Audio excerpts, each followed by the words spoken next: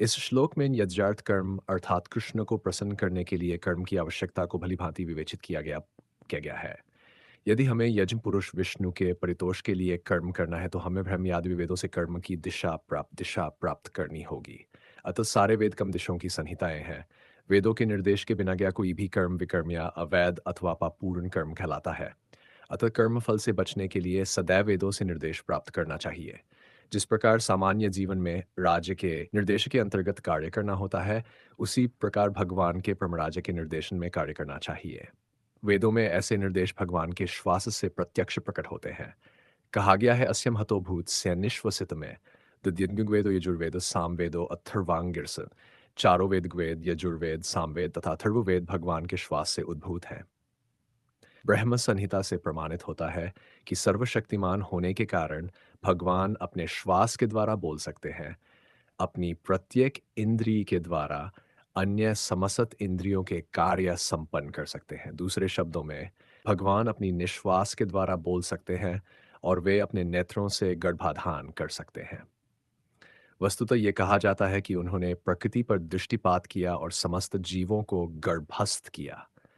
इस तरह प्रकृति के गर्भ में बद्ध जीवों को प्रविष्ट करने के पश्चात उन्होंने उन्हें वैदिक ज्ञान के रूप में आदेश दिया, जिससे वे भगवत धाम वापस जा सकें।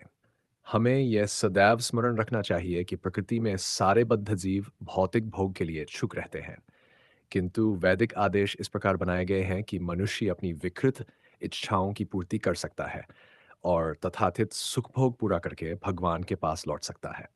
बद्ध जीवों के लिए मुक्ति प्राप्त करने का यह सुनहरा अवसर होता है। अतः उन्हें चाहिए कि कृष्ण भावना भावित होकर यज्ञ विधि का पालन करें। यहाँ तक कि जो वैदिक आदेशों का पालन नहीं करते, वे भी कृष्ण भावनामृत के सिद्धांतों को ग्रहण कर सकते हैं, जिससे वैदिक यज्ञों या कर्मों कर्मों की पूर्ति हो जाएगी।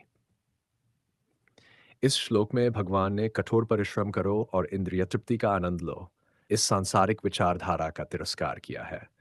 अतः जो लोग इस संसार में भोग करना चाहते हैं, उन्हें उपर्युक्त यज्ञ चक्र का अनुसरण करना परमावश्यक है। जो ऐसे विधि विधानों का पालन नहीं करता, अधिकाधिक तिरस्कृत होने के कारण उसका जीवन अत्यंत संकटपूर्ण रहता है। प्रकृति के नियमानुसार ये मानव शरीर विशेष रूप से आत्म साक्षात्कार के लिए मिला है, जिसे कर्मयोग, ज्ञान योग या भक्ति योग में से किसी एक विधि से प्राप्त किया जा सकता है। इन योगियों के लिए यज्ञ संपन्न करने की कोई आवश्यकता नहीं रहती, क्योंकि ये पाप पुण्य से परे होते हैं। किंतु जो लोग इंद्रिय तृप्ति में जुटे हुए हैं, उन्हें पूर्वोक्त यज्ञ चक्र के द्वारा शुद्धिकरण की आवश्यकता रहती है। कर्म के अनेक भेद होते हैं। जो लोग कृष्ण भावना भावित नहीं है, वे निश्चय ही विषय परायण होते हैं, अतः उन्हें पुण्य कर्म करने की आवश्यकता होती है। यज्ञ पद्धति इस प्रकार सुनियोजित है कि विषयोन्मुख लोग विषयों के फल में फंसे बिना अपनी इच्छाओं की पूर्ति कर सकते हैं। संसार की संपन्नता हमारे प्रयासों पर नहीं, अपितु परमेश्वर की पृष्ठभूमि योजना पर निर्भर है, जिसे देवता संपादित करते हैं। अतः वेदों में वर्णित देवताओं को लक्षित करके यज्ञ किए जाते हैं। अप्रत्यक्ष रूप में यह कृष्ण भावनामृत का ही अभ्यास रहता है, कि जब कोई इन यज्ञों में दक्षता प्राप्त कर लेता है तो वह अवश्य कृष्ण भावना भावित हो जाता है। किंतु यदि ऐसे यज्ञ करने से कोई कृष्ण भावना भावित नहीं हो पाता तो इसे कोरी आचार संहिता समझना चाहिए। अतः मनुष्यों को चाहिए कि वे आचार संहिता तक ही अपनी प्रगति को सीमितन करें, अपितु उसे पार करके कृष्ण भावनामृत को प्राप्त हों।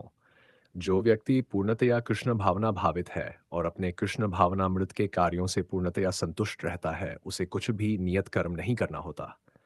कृष्ण भावना भावित होने के कारण उसके हृदय का सारा मैल तुरंत धुल जाता है, जो हजारों हजारों यज्ञों को संपन्न करने पर ही संभव हो पाता है।